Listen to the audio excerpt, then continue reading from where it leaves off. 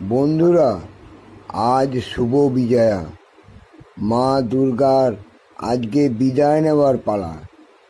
আমি আজকে ভোরবেলা মার কাছে করজোড়ে প্রার্থনা করছি, মা তুমি সামনের বছর আবার আমাদের মাঝখানে ফিরে এসো। মা, তোমাকে প্রতি বছর যেন আমরা মাতৃরূপে পেতে পারি।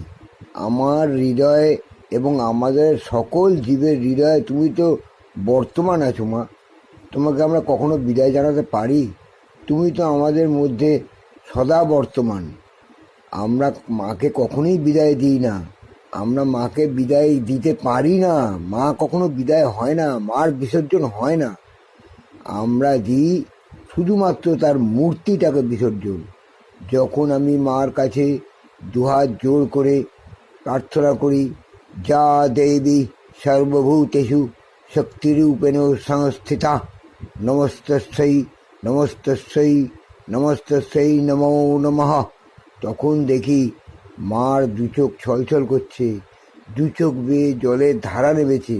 বিশ্বাস করো, আমার চর্মচক্রে এই স্বর্গীয় দৃশ্য দেখে আমি মুগ্ধ হয়ে গেছি। আমি বিশ্বাস করতে পারিনি যে মার চোখের অশ্রু আমি নিজে চোখে আজকে আমি দর্শন করব। আমার জীবন ধন্য হয়ে গেল।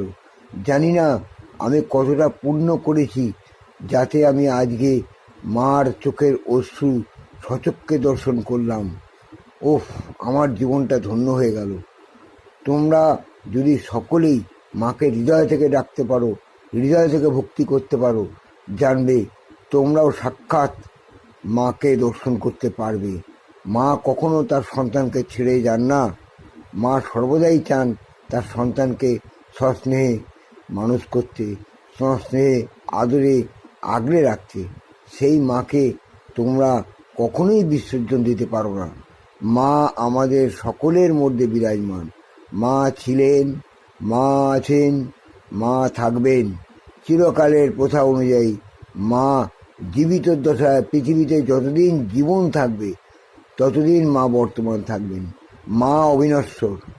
সেই জন্যই উনি দুর্গা, মা দুর্গা আমাদের রক্ষা করার জন্য উনি সারা জীবন আমাদের জীবের সংসারে বর্তমান থাকবেন। এইটুকু বলে আমি তোমাদের কাছে আজকে দেবী বিসর্জনের ঘটনাটা জানালাম। একদম বাস্তব সত্য ঘটনা, যা আমি নিজে চোখে দেখেছি। বুঝলে, আমার জীবনটা আজকে ধন্য হয়ে গেল। আসি বন্ধু, আবার দেখা হবে।